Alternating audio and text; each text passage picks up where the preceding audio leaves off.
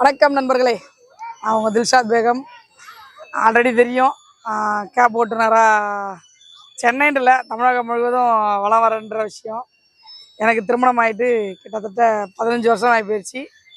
எனக்கு 3 பசங்க. பொண்ணு பேர் சிவானி, என் பையன் பேர் ஒருத்தன் பேர் புகழ், இன்னொருத்தன் பேர் வெற்றி செல்வன்.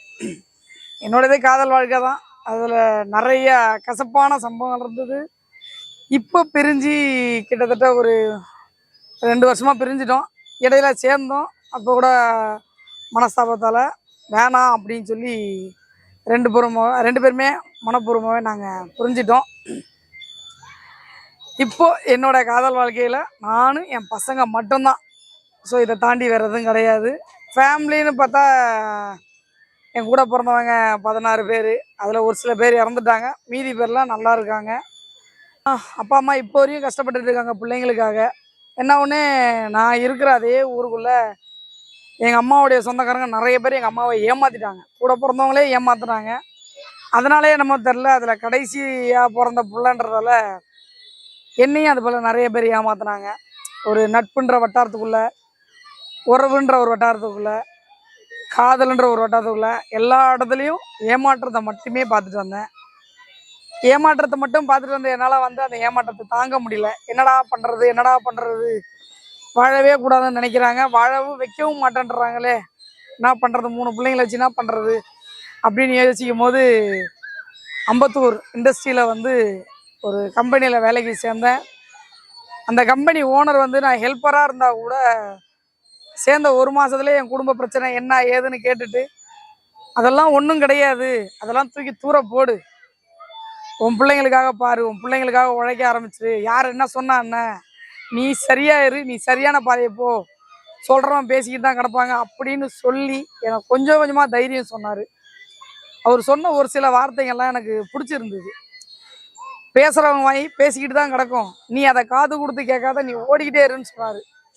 அவர் சொல்லும் போது அப்போ புரியல. இப்போ அதை அனுபவபூர்வமாக நான் நிறைய பார்த்துக்கிட்டு இருக்கேன்.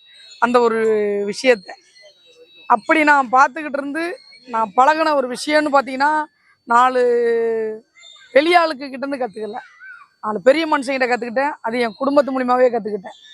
குடும்பம்னா இதுதான், ஏமாற்றம்னா இதான்னு கற்றுக்கிட்டேன்.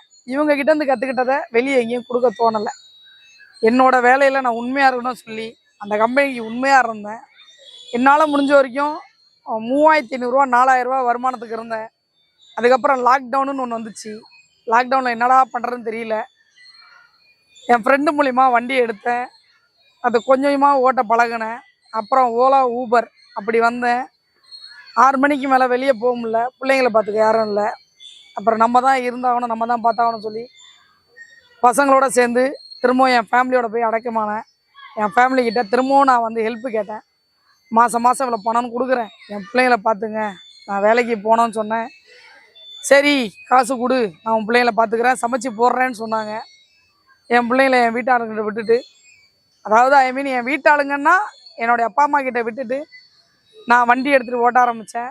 லாக்டவுனில் நான் நிறைய சம்பாரித்தேன், நிறைய பேரை ஏற்றினேன். வியாதி பார்க்காம, ஒரு நோயாளிங்க அப்படின்னு எதுவுமே பார்க்காம நிறைய பேர் இறந்தவங்கள கூட என் வண்டியில் ஏற்றிருக்கேன். ஒரு ப்ரெக்னென்ட் லேடியை கூட ஏற்றிருக்கேன். அது ஒரு மறக்க முடியாத ஒரு அனுபவம். எல்லாமே நினைக்கும் போது உண்மையிலே எனக்கு அவ்வளோ சந்தோஷமாக இருக்குது.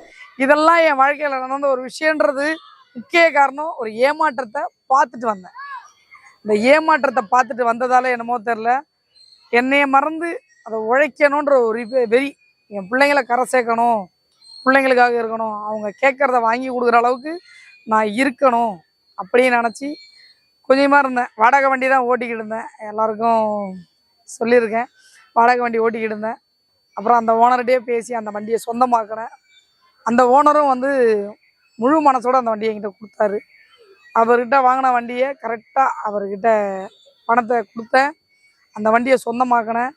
அப்புறம் ஒரு கட்டத்துக்கு அப்புறம் அந்த வண்டியை விற்று இன்னொரு வண்டி எடுத்தேன். அதுவும் செகண்ட் ஹேண்டில் தான் எடுத்தேன். அதுபோல் 2 வண்டியை நான் சொந்தமாக்கினேன். எடுத்து என்னால் முழுமையாக அதை உட்கார முடியல. அதுக்கு அடுத்தடுத்து உடம்பு ரீதியாக பிரச்சனைகள் ஆரம்பிச்சிருச்சு. இப்போ என் பிள்ளைங்களை பார்த்துக்கிறதுக்கும் எங்கள் அப்பா அம்மா அதிகமாக என்கிட்ட பணம் எதிர்பார்த்தாங்க. என்னால் அதை கொடுக்க முடியலன்னே திரும்பவும் அங்கே ஒரு ஏமாற்றம், நீயே பார்த்துக்க அப்படின்னு சொல்லி நவுத்தி விட்டாங்க. அவங்க நவுத்தின ஒரு சில இடத்துல தான் என்னுடைய கணவர் வந்து உள்ளே இணைஞ்சார். அவர் வந்து ஒரு 2 வருஷம் என் ஃபேமிலியை பார்த்துக்கிட்டாரு. திரும்பவும் நான் வேலைக்கு போக ஆரம்பித்தேன். அவர் வந்துட்டாரும் இருந்துட்டாருன்னு நான் நினைக்கல. எப்பவும் போல் நான் வேலைக்கு போக ஆரம்பித்தேன். அங்கேயும் ஒரு ஏமாற்றன்றதே எனக்கு தெரியல. கணவர் மூலிமா ஒரு ஏமாற்றம் வரன்றதை நான் திரும்பவும் உணர்ந்தேன். பட்டாலும் திருந்தலை என் புத்திக்கு. என்ன பண்ணுறது, 4 இடத்துல அசிங்கப்பட்டேன். ஆனால் என் பிள்ளைங்களுக்காக பார்த்து நவுத்தி விட்டுட்டேன். பொம்பளை பிள்ளைய பற்றி வச்சுருக்கேனே அப்படின்னு சொல்லிட்டு நவுத்தி விட்டுட்டேன். ஒரு கட்டத்துக்கு அப்புறம் இல்லை எனக்கு செட் ஆகாது, நானும் என் பசங்க இப்படி போதும் அப்படின்னு சொல்லி என் பசங்கிட்ட பேசி, நான் வேலைக்கு போகிறேன், நீங்கள் வீட்டை பார்த்துப்பீங்களா அப்படின்னு கேட்டேன். என் பிள்ளைங்க நான் பார்த்துக்கிறேம்மா, நீ வேலைக்கு போ அப்படின்னாங்க. சின்ன ஒரு 13 வயசுக்குள்ளே இருக்க பிள்ளைங்கள வந்து வீட்டில் விட்டுட்டு நான் வேலைக்கு போக ஆரம்பித்தேன். நைட்டு ஃபுல்லாக வண்டி ஓட்டுவேன். 2:30 மணி 3 மணிக்கு நான் வருவேன். அந்த ஒரு தைரியம் என் பிள்ளைங்கிட்டேருந்து வாங்கினேன். நீ வேலைக்கு போமா, நான் பார்த்துக்கிறேம்மா அப்படின்னு சொல்லி என் மகன் சொன்ன ஒரு வார்த்தை. நீ போமா, அக்காவை நாங்கள் பார்த்துக்கிறேன்னு சொன்ன தம்பிங்க சொன்ன வார்த்தை. அந்த ஒரு தைரியம் எனக்குள்ளே வந்துச்சு. என் பிள்ளைங்களே இவ்வளோ தைரியமாக இருக்குமோ, நான் மட்டும் என் தைரியமாக இருக்கக்கூடாதுன்னு முடிவு பண்ணேன். என் பிள்ளைங்களுக்காகவே சொல்லி நானும் நிறைய ஓட ஆரம்பித்தேன். 10 ரூபா கையில் சேர்க்க ஆரம்பித்தேன். குடும்பமும் இணைஞ்சுது. சேர்த்துக்க விருப்பம் இல்லை, மனம் வரல. பணத்தை பார்த்தோன்னே குடும்பத்தை ஏற்றுக்கக்கூடாது இல்லையா, அதனால் வெளியாட்களை நம்ப ஆரம்பித்தேன். அக்கம் பக்கத்தில் இருக்க ஹவுஸ் ஓனருங்க, அப்புறம் குடியிருக்கிறவங்க, இவங்ககிட்டலாம் வந்து குழந்தைங்களை பார்த்துங்க, நான் வேலைக்கு கிளம்புறேன் அப்படின்னா, நீ போய்ட்டு வா நான் பார்த்துக்கிறேன் அப்படின்னு சொல்லி அக்கம் பக்கத்துக்காரன் கொடுத்த ஒரு தைரியம், ஒரு நம்பிக்கை, அதன் மூலிமா வேலைக்கு போக ஆரம்பித்தேன். கடுமையாக உழைச்சேன். என்னால் முடிஞ்ச அளவுக்கு எவ்வளோக்கு எவ்வளோ முடியுமோ அவ்வளோக்கு எவ்வளோ உழைச்சேன். இன்றைக்கி ஒரு சொந்த வண்டியை கையில் வச்சுக்கிட்டு என் பிள்ளைங்களுக்கு தேவையானதெல்லாம் வாங்கி கொடுத்துக்கிட்டு அதுங்க கேட்குறத என்னால் பூர்த்தி பண்ண முடிஞ்சுது. ஒரு 0வில் இருக்கும் போது என் பிள்ளைங்க கேட்ட எதுவுமே என்னால் வந்து பூர்த்தி பண்ண முடியல, கேட்டது எதுவுமே வாங்கி தர முடியல. ஆனால் இன்றைக்கி என் பிள்ளைங்க எது கேட்டாலும் வாங்கி தர நிலமையில நான் இருக்கேன் அப்படின்னா என்னோட நம்பிக்கை என் பிள்ளைங்க, என்னோட தைரியம் என்னை சுற்றி இருக்கிறவங்கள வச்சுருக்கேன். நீயும் செய்வ, உன் பிள்ளைங்களுக்குன்றலாம் எல்லாருக்கும் நீ செய்வ அப்படின்னு சொன்ன ஒரு ஊக்குவிக்கிற ஒரு வார்த்தை. எனக்கு பக்கபலமாக என்னோடய ஃப்ரெண்டு வந்தாங்க. எல்லாருக்கும் தெரியும் என்னோடய ஃப்ரெண்டு. என் ஃப்ரெண்டு வந்தாங்க. நிறைய ஆலோசனை, என்ன செஞ்சாலும் எது செஞ்சாலும் ஒரு ஒரு சில இடத்துங்களில் எல்லா வார்த்தையும் அவங்ககிட்ட கேட்டேன். இந்த மாதிரி செய், இந்த மாதிரி செய்யாத, இந்த மாதிரி இரு அப்படின்னு சொன்னாங்க. அதன் பிரகாரம் நடந்தேன். இன்னும் எனக்கு ஒரு அறிவு இன்னும் அதிகமாச்சு. நம்ம இப்போ சம்பாதிச்சோம், பிள்ளைங்களுக்காக வளர்ந்தோம், இருக்கிறத வச்சு செலவு பண்ணோம், இப்படியே போயிருந்தேன். சேமிப்புன்னு ஒன்று என் ஃப்ரெண்டு கொடுத்த ஒரு யோசனை இல்லை, அது எனக்கு கிடச்சிது. என் ஃப்ரெண்டு யாருன்னு கேட்டால் அவங்க பேர் பானு, எல்லாருக்கும் தெரியும், சொல்லியிருக்கிறேன். ஸோ அவங்க கொடுத்த ஒரு சில ஒரு வார்த்தைங்க, அவங்க என் ஃப்ரெண்டாக வந்து கிடச்சது போன ஜென்மத்தில் நான் செஞ்ச புண்ணியமாக என்னன்னு தெரில. ஸோ ஒரு நல்ல நட்புன்றதுக்கு வந்து ஒரு உதாரணமாக நான் அவங்கள பார்த்துக்கிட்டு இருக்கேன். எனக்கு நண்பர்கள்னால் ரொம்ப பிடிக்கும். நண்பர்கள் சொல்லு அப்படின்னா நான் மதிப்பேன். அதுபோல் அவங்க சொல்ல நான் மதித்தேன். இன்றைக்கி நான் நல்லா இருக்கிறதுக்கு காரணம் அவங்கன்னு கூட சொல்லிக்கலாம் ஒரு வகையில். ஏன்னா தூக்கி விட்டவங்களை யாரும் மறக்கக்கூடாதுன்னுவாங்க. என்னுடைய ஓனர் ஆகட்டும், என்னோடய ஃப்ரெண்ட் ஆகட்டும், யாராக இருந்தாலும் தூக்கி விட்டவங்களையும் நல்ல சொல்லி நம்மளை முன்னேற வைத்தவங்களையும் இன்றைக்குமே நம்ம மறக்கக்கூடாதுன்னுவாங்க. நான் அதை மறக்க மாட்டேன். ஏன் அதை நான் உங்ககிட்ட சொல்கிறேன்னா, என்னோடய நம்பிக்கை அன்றைக்கி என் குழந்தைங்க அந்த வார்த்தை சொல்லலை அப்படின்னா இன்றைக்கி நான் இந்த இடத்துல உட்காந்துருக்க முடியாது. ஒரு 4 செவத்துக்குள்ளே ஒரு வீட்டு வேலை செஞ்சுக்கிட்டோ, ஒரு கம்பெனிக்குள்ளே வந்து ஹெல்ப்பராக இருந்துகிட்டு தான் உட்காந்துருக்க முடியும். இன்றைக்கி ஒரு கார் ஓட்டி இன்றைக்கி தமிழகத்தையே ஒரு வரேன் அப்படின்னா அதுக்கு ஒரு தைரியம் வேணும்.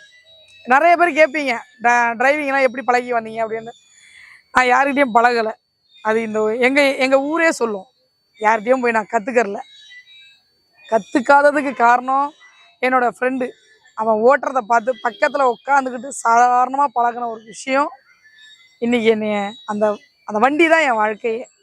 என்னோடய வண்டி இல்லைன்னா நீ நான் இல்லை. அன்றைக்கி என் கஷ்டத்துக்கு கை கொடுத்தது என்னோடய வண்டி. அதனால் என்றைக்குமே அதை நான் மறக்க மாட்டேன். நம்பிக்கைன்றது முதல்ல நீங்கள் நம்புகிற ஒரு ஆளை வந்து உண்மையாக இருக்காங்களாம் புரிஞ்சுக்கிங்க. ஏமாற்றத்தை அவங்ககிட்ட எதிர்பார்க்காதீங்க. உண்மையாக இருந்துட்டாங்க, அவங்க நமக்காக இருக்கிறாங்க அப்படின்னா எல்லா விஷயத்தையும் ஷேர் பண்ணுங்கள். நான் என் வீட்டில் வந்து போய் சொல்ல மாட்டேன். எல்லா விஷயத்தையும் வந்து உண்மையாக இருக்கிறேன். இப்போ வரைக்கும் இல்லை, இதுக்கப்புறமும் எப்போவுமே உண்மையாக இருப்பேன். என் பசங்களை உங்களுக்கு அறிமுகப்படுத்தலை இல்லையா, நான் அதை அறிமுகப்படுத்துகிறேன். என்னுடைய 3 பசங்க. இது என் மூத்த மாவ சிவானி, இது 2ஆம் மாவ புகழ், 3ஆவது பையன் வெற்றி செல்வன். இதுதான் என்னோட உலகம். அன்னைக்கு நான் வேலைக்கு போகிறதுக்கு நீ போ, நான் வீட்டை பார்த்துக்கிறேன்னு சொன்னது என்னோட மக. நீ வேலைக்கு போம்மா, நான் அக்காவை பார்த்துக்கிறேன்னு சொன்னது என்னோட மகனுங்க. இவங்களோட ஒரு தைரியம்தான் இன்னைக்கு உங்கள் முன்னாடி இப்படி உட்காந்துருக்கிறதுக்கு காரணம். வேலையில் வேணால் தைரியமாக நான் இருக்கலாம், நான் வீட்டை பொறுத்த வரைக்கும் நான் தைரியமாக நான் வெளியே போகிறதுக்கு காரணம் இவங்க 3 பேர் தான். நான் சொல்லியிருந்தேன் இல்லையா, எனக்கு இப்போ என் ஃப்ரெண்டு பானு தான் எனக்கு ஒரு வழிகாட்டியாக இருக்கிறாங்க, நல்லது கெட்ட எதுவாக இருந்தாலும் சொல்கிறாங்கன்னு சொல்லுங்க இல்லையா, அந்த பானு இவங்க தான் என்னுடைய ஒரு உடன்பராவா ஒரு தோழி. எப்படி சொல்கிறது, குழந்தையிலேருந்து வந்தால் கூட இந்த அளவுக்கு வந்திருப்பாங்கன்னு தெரியாது. ஆனால் நாங்கள் இடையிலேருந்து வந்தாலும் என்னைய பற்றி ஃபுல்லாக அவள் புரிஞ்சுக்கிட்டா, பட் அவளை பற்றி நான் புரிஞ்சிக்கவே இல்லை. ஆனால் எனக்கு ஒரு நல்ல ஒரு லைஃப் பார்ட்னர் கூட சொல்லலாம். ஒரு ஃப்ரெண்டுக்கு இவ்வளோ ஒரு உதாரணம் கொடுப்பாங்களான்னு கேட்டால் இவளை சொல்லலாம் எல்லா வகையிலையும். ஏன்னா நட்புக்கு பேர் போனது பானு. இவ்வளோலாம் சொல்கிறதுக்கு ஒன்றுமே இல்லைப்பா, அவங்க தான் எல்லாமே. ஏன்னா அவங்க பேசுகிறது அப்படி இருக்கும், பட் ஆனால் பார்த்தீங்கன்னா அவங்க ஒரு குழந்த மாதிரி. ஆனால் மோட்டிவேஷனில் அவங்கள மாதிரி யாருமே மோட்டிவேட்டும் பண்ண முடியாது. இன்ஸ்பயர் வந்து எனக்கு இன்ஸ்பயர்னு சொன்னீங்கன்னா அவங்களுக்கு சொல்லலாம். ஏன்னா நீங்கள் ஒரு கார் ஓட்டுறதாகட்டும், ஒரு ஃபேமிலியை ரன் பண்ணுறதாகட்டும், எப்படி சம்பாதியத்தை சேர்த்து வைக்கணும், எப்படி அதை வந்து பகிர்ந்து கரெக்டாக எல்லாருக்கும் ஈக்குவாலிட்டி பார்த்து கொடுக்கணும், பார்ஷியாலிட்டி பார்க்காம பசங்கிட்ட எப்படி பிஹேவ் பண்ணணும், ஒரு தனியாக ஒரு ஆண் இல்லாமல் ஒரு குடும்பத்தை எப்படி ரன் பண்ணுறதாகட்டும், ஒரு ஃப்ரெண்ட்ஷிப்க்கு எப்படி வந்து முன்னுதாரணமாக இருக்கணும், எப்படி வந்து ஃப்ரெண்டை வந்து ட்ரீட் பண்ணணும், இப்படிலாம் உட்கார வச்சு அவங்க சொல்லணுன்ட்டு அவசியமே கிடையாது. எல்லாரும் சொல்லுவாங்களேன்னு கேட்டால் மோஸ்ட்லி சொல்ல மாட்டாங்க, ஃப்ரெண்ட்ஸை மறந்துட்டு போயிடுவாங்க. இவங்க அப்படி கிடையாதுன்றது இதுவே ஒரு உதாரணம் கூட நான் சொல்லுவேன். அதேமாதிரி பார்த்தீங்கன்னா இதுக்கப்புறம் பார்த்தீங்கன்னா நான் ஃபஸ்ட்டு பார்த்ததில் இவங்க உமன் டிரைவர் நான் பார்த்துருக்கேன். பார்த்துட்டே வரும்போது இவங்கள பார்த்து நல்லா இன்ஸ்பயர் ஆகி நிறைய பேர் இப்போ வராங்க. இப்போ நான் போகும்போது இவங்க பக்கத்துலேயே நான் ஒருத்தவங்களை பார்க்குறேன், ஆய் அப்படின்னுவாங்க. இப்போ தான் நான் அக்கா உங்களை பார்த்து தான்க்கா நான் வந்தேன், இன்ஸ்டாவில் உங்களெல்லாம் ஃபாலோ பண்ணியிருக்கேன், உங்களை பார்த்து தான்க்கா நான் கார் கற்றுக்கணும்னு ஆசையே வந்ததுன்னு சொல்கிற அந்த அளவுக்கு வந்து இவங்க வந்திருக்காங்கன்னா இவங்களோட தைரியம், அதுக்கப்புறம் இவங்களோட தனியாக வாழ்கிற அந்த ஒரு துணிச்சல், அது எல்லாருக்கும் வருமானு கேட்டிங்கன்னா வராது. எனக்கு வெளியே நண்பர்கள் அப்படிலாம் யாரும் கிடையாதுங்க. டிரைவர் சர்க்கிளில் தான் எனக்கு நிறைய பேர், நிறைய தோழர்கள் வந்து எனக்கு உதவியாக நிற்கிறாங்க. இப்போ வரைக்கும் வந்து எனக்கு உதவியாக நிற்கிறதே என்னுடைய டிரைவர் சமுதாயம் மட்டும்தான். மற்ற யாருமே அப்படி நிற்கிறாங்களா அப்படின்னு கேட்டால் யாருக்கு யார் வராங்களான்னு தெரியாது. என் வண்டி எங்கன்னா நின்றுச்சுனாலே இறங்கி வந்து என்னம்மா ஆச்சு, எதாவது வண்டிக்கு பிரச்சனையா அப்படின்னு கேட்குறது பார்த்தீங்கன்னா என்னுடைய டிரைவர் சமுதாயம் மட்டும்தான் கேட்பாங்க. என் கூட பயணிக்கிற அனைத்து ஓட்டுநர்கள் மட்டும்தான் கேட்பாங்க. ஏன் அதையும் கேட்குறாங்க அப்படின்னா, ஆம்பளைங்க இருக்கும் போது பொம்பளைங்க வேலைக்கு வராங்க அப்படின்னா சும்மா யாரும் வேலைக்கு வர மாட்டாங்களே, அவங்கவுங்க கஷ்டத்துக்காக தானே வருவாங்க. அப்படிப்பட்ட ஒரு டிரைவர் ஃபீல்டுக்கு ஒரு லேடி வராங்க அப்படின்னா அப்போ அவங்க எவ்வளோ பெரிய கஷ்டத்துல இருந்து இந்த வேலைக்கு வந்திருப்பாங்கன்னு சொல்லிட்டு ஒவ்வொரு ஆண்கள் யோசிக்கிறாங்க. அப்படி அவங்க யோசிக்கும் போது அவங்க பார்வைக்கு நான் தெரியும் போது ஒரு நல்ல தோழியாக பார்க்குறாங்கன்னு நம்ம நினைக்குது, ஒரு நல்ல சகோதரியாக பார்க்கணும்னு நினைக்கும் போது எனக்கு அந்த இடத்துல உண்மையிலே அவ்வளோ பெருமையாக இருக்குது. அந்த ஒரு எண்ணமோ அந்த ஒரு செயலோ தான் என்னை வந்து தவறான ஒரு வழிக்கு கொண்டு போகலை. இன்னமும் நான் வந்து இன்னொரு ஆம்பளையை நினைக்காம என் பிள்ளைங்க உண்டு நான் உண்டுன்னு போகிறதுக்கு ஒரே காரணம் என்னை சுற்றி இருக்க மக்கள் தான். என்னோட தைரியம், என்னோட குடும்பம் அப்படின்னு நான் நினைக்க போகும்போது நான் வெளியே வண்டி எடுத்துகிட்டு வந்துட்டேன் அப்படின்னா எனக்கு 4 சகோதரர்கள், ஒரு டிரைவர்கள், இவங்கெல்லாம் வந்து என்னை ஊக்குவிக்கிற விதமாக இருக்கிறதாலே என்னமோ தெரில, நான் இன்னும் நல்லா வரேன், நல்லா வளம் வரேன். ஏன் இவ்வளோ சொல்லலாம், நல்லா வளம் வரேன். வளம் வர்றதால எனக்கு வந்து தைரியம் அதிகமாகுது. என்னோட தைரியத்தை நிறைய பேர் கேட்டிருக்காங்க, ஏன் உங்களால் மட்டும் இப்படிலாம் இருக்க முடியுது, உங்களை மாதிரி என்னால் இருக்க முடியலன்னு கேட்டீங்க. நான் எல்லாரையும் நம்புகிறேன். வெளியே வந்தால் ஒரு ஒரு அம்மாவாகட்டும், அப்பாவாகட்டும், அண்ணனாகட்டும், தம்பியாகட்டும், தங்கச்சியாக கூட ஆகட்டும், இவங்க எல்லாரையும் நான் நம்புகிறேன். இவங்கக்கிட்ட நான் எப்படி சரியாக இருக்கணும் அதே போல் அவங்களும் என்கிட்ட சரியாக இருப்பாங்க நான் நம்புகிறேன். அந்த நம்பிக்கை என்னை இன்னமும் வழிநடத்தி கூட்டு போகுது. எனக்கு கடவுள் பக்தி ரொம்ப அதிகம். என்னோட தெய்வம் என்னுடைய வண்டி, எனக்கு சோறு போட்ட என்னோட வண்டி. அதை தாண்டி என்னோட ஃபேமிலி, அதை தாண்டி என்னுடைய உறவினர்கள், என்னோட நண்பர்கள், இவங்கெல்லாம் நல்லா இருக்க போய் தான் இன்னைக்கு நான் நல்லா இருக்கேன். என்னைய பேசுகிறவங்க நிறைய பேர் பழமொழி சொல்லுவாங்க, தூற்றோர் தூட்டட்டும் பேசுகிறோர் பேசட்டும்னுவாங்க. யார் என்ன பேசினாலும் சரி, இன்னைக்கு நான் உழைச்சாதான் என் குடும்பத்துக்கு. பேசுகிறவங்க யாருமே வந்து நம்ம முன்னாடி நிற்க போகிறதில்ல. அதால் பெண்கள் தனியாக இருக்கணும்னு கவலைப்பட்டு இருக்காதீங்க. என்றைக்குமே தொழில் கை கொடுக்கும். நீங்கள் ஒரு விஷயத்தில் இறங்கிட்டீங்க அப்படின்னா பின்வாங்காமல் முடிஞ்ச அளவுக்கு முன்னாடி போக பாருங்கள். பின்னாடி வரவன் குத்த தான் பார்ப்பான். முன்னாடி போனால் மட்டும்தான் அந்த குத்துறவனை பின்னாடி திரும்பி பார்க்காம அவனை ஏறி மிதிச்சுட்டு போகிறதுக்கான தைரியம் நம்மக்கிட்ட வரும். அன்னைக்கு நான் தூக்கி போட்டேன், நல்லா இருக்கிறேன். அவங்கள தூக்கி போட சொல்லலை, தனியாக வாழ்கிறவங்களுக்கு அந்த வார்த்தையை சொல்கிறேன். ஏன்னா குடும்பத்தை வந்து யாருமே சீரழிக்கக்கூடாது. குடும்பம் குடும்பமாகவே இருக்கணும். ஒரு ஆண் கணவன் மனைவின்ற ஒரு வாழ்க்கை வட்டாரத்தில் வந்து புரிதல் இருக்கணும்.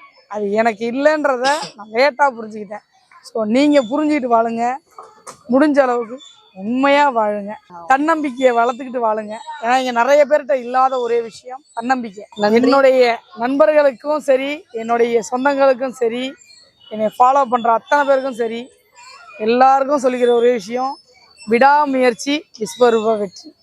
நன்றி, வணக்கம்.